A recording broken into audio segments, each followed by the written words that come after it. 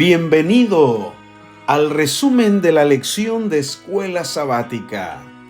Un placer saludarte. Soy el pastor Leo Castillo y estoy aquí para compartir contigo lo que estudiamos durante esta semana. Estamos ya en la lección número 4 para el 23 de abril del año 2022, que llevó por título El Diluvio. Génesis 6:5. Y vio Jehová que la maldad de los hombres era mucha en la tierra, y que todo designio de los pensamientos del corazón de ellos era de continuo solamente el mal. El verbo vio recuerda al lector cada paso de la creación inicial de Dios. Pero lo que Dios ve ahora, en lugar de Tov, bueno, es Ra, mal. Es como si Dios se hubiera arrepentido de haber creado el mundo, ahora lleno de Ra. Queridos hermanos, maestros de escuela sabática, permítanme compartir contigo las 5 áreas de esta lección en esta semana.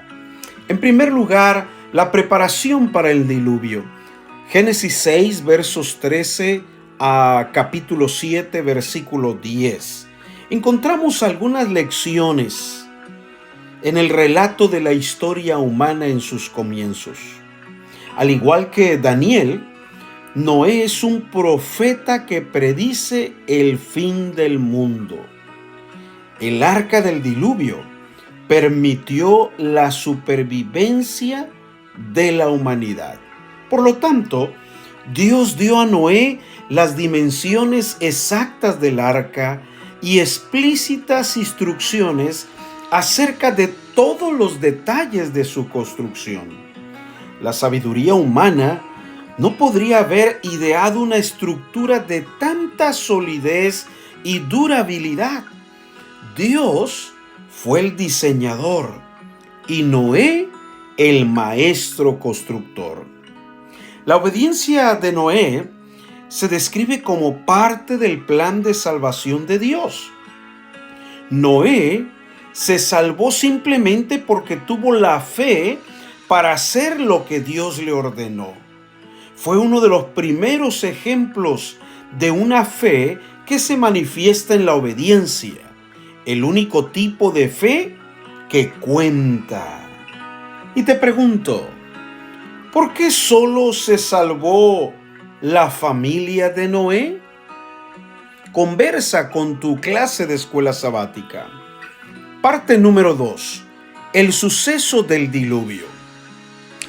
¿Sabías que los actos de obediencia de Noé son como los actos de creación de Dios? Lo que podemos deducir de este nexo es que el diluvio no es solo cuestión de que Dios castigue a la humanidad, sino también de que Dios nos salve. En Génesis capítulo 7 encontramos que una lectura atenta del texto que abarca el diluvio revela el uso de muchas palabras y expresiones comunes con la historia de la creación. 7.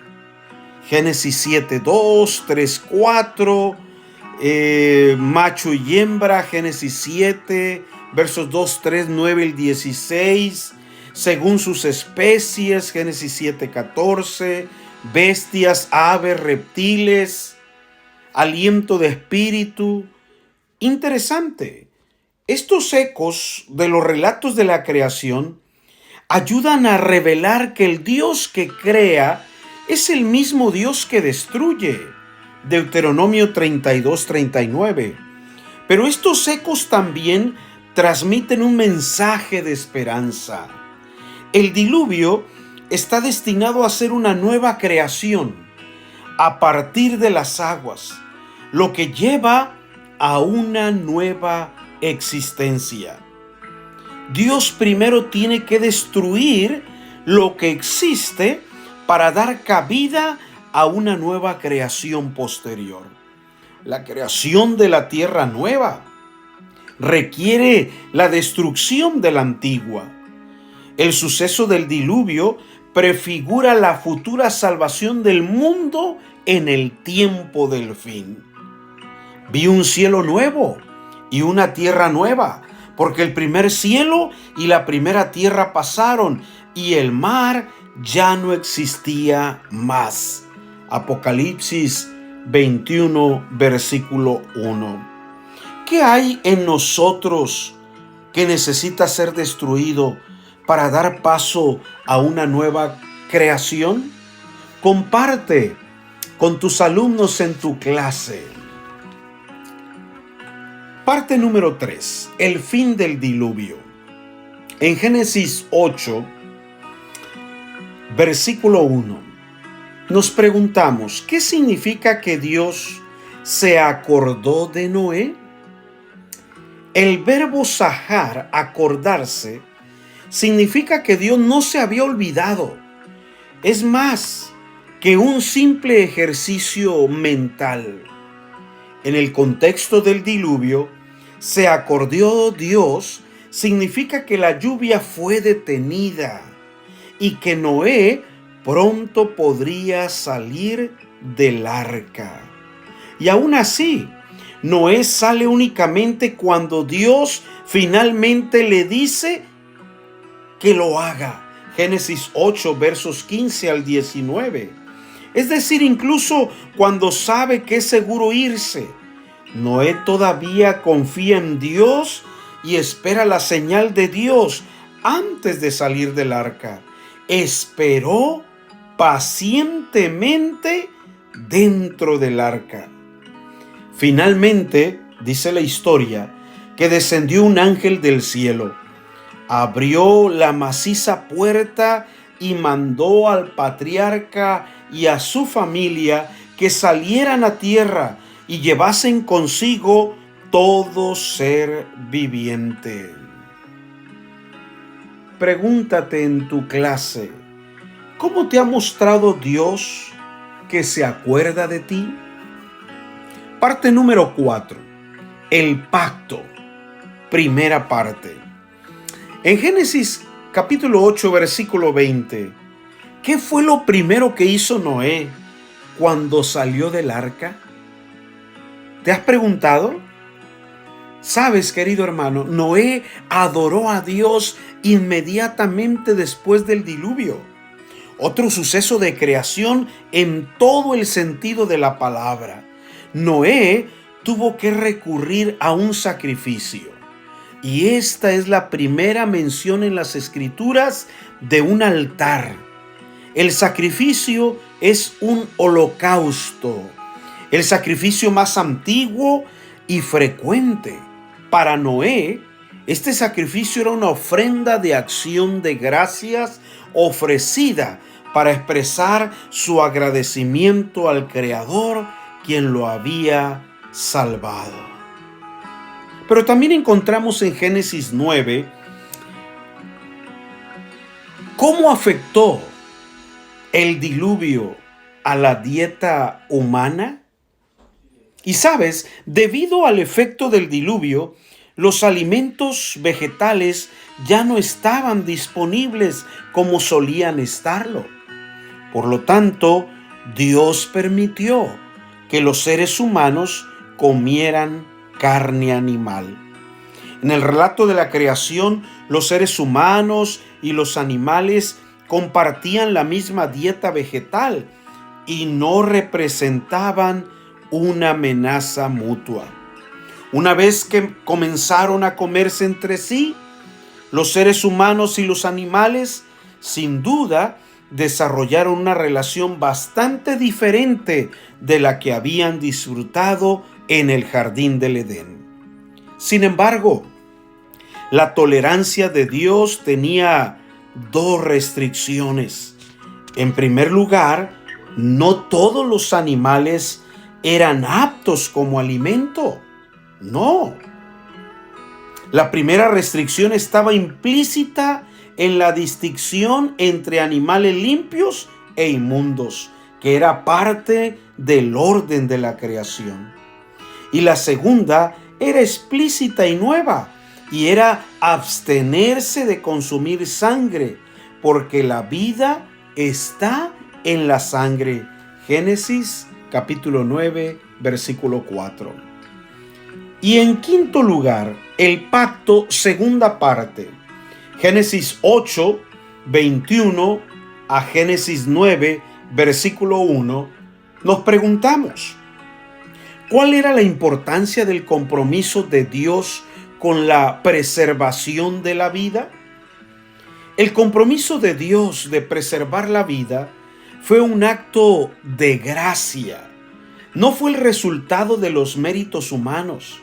Dios decidió preservar la vida en la tierra a pesar de la maldad humana. En Génesis 9, versos 8 al 17, ¿cuál era la trascendencia del arco iris? ¿Y cómo se relacionaba esta señal del pacto con la otra señal, el sábado? Hermanos, la frase establezco mi pacto se repite 3 veces en Génesis 9, versos 9, 11 y 17, lo que marca el punto culminante y el cumplimiento de la promesa inicial de Dios. Como el día de reposo, el arco iris es la señal del pacto. Además, como el día de reposo, el arco iris tiene un alcance universal. Se aplica a todo el mundo.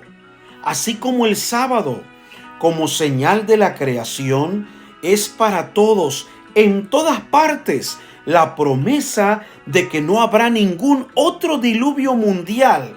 Es para todos, en todas partes también. Conversa con tu clase la próxima vez que veas un arco iris. Piensa en todas las promesas que Dios nos hizo. Por lo tanto, amados, en conclusión, los pecados que acarrearon la venganza sobre el mundo antediluviano existen hoy. El temor de Dios ha desaparecido del corazón de los hombres y su ley se trata con indiferencia y desdén. La intensa mundanalidad de aquella generación es igualada por la de la presente. Dios no condenó a los antediluvianos por comer y beber, no. Su pecado consistió en que tomaron estas dádivas sin ninguna gratitud hacia el dador y se rebajaron entregándose desenfrenadamente a la glotonería. Era lícito que se casaran. El matrimonio formaba parte del plan de Dios.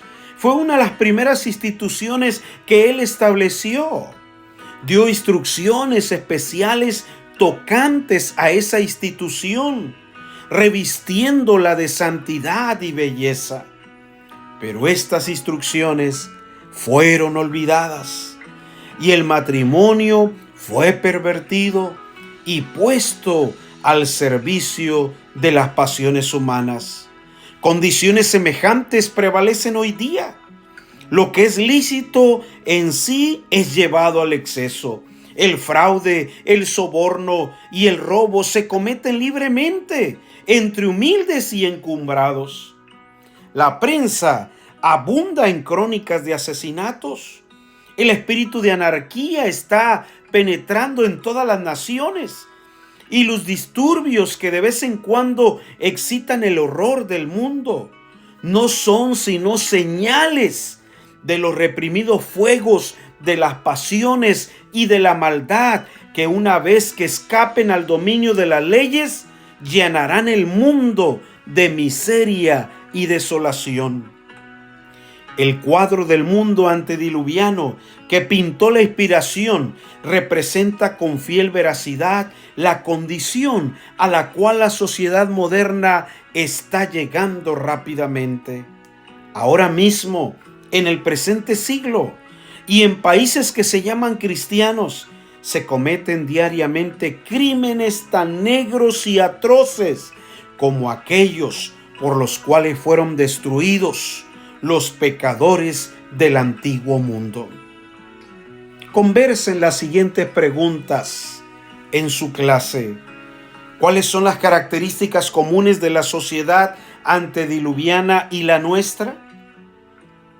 ¿Qué nos enseñan estas características comunes acerca de la gracia de Dios? Que a pesar de todo esto, Él ama al mundo y todavía busca salvar a quien pueda. ¿Sabes? Algunos argumentan que el diluvio de Noé fue solo un acontecimiento local. Preguntémonos, ¿qué tiene de malo esa idea? Si esto fuera cierto, ¿por qué cada inundación local y cada arcoíris convertiría a Dios en un mentiroso? Que Dios pueda ayudarte en el repaso de la lección este próximo sábado. Dios nos bendiga. Nos vemos la próxima semana.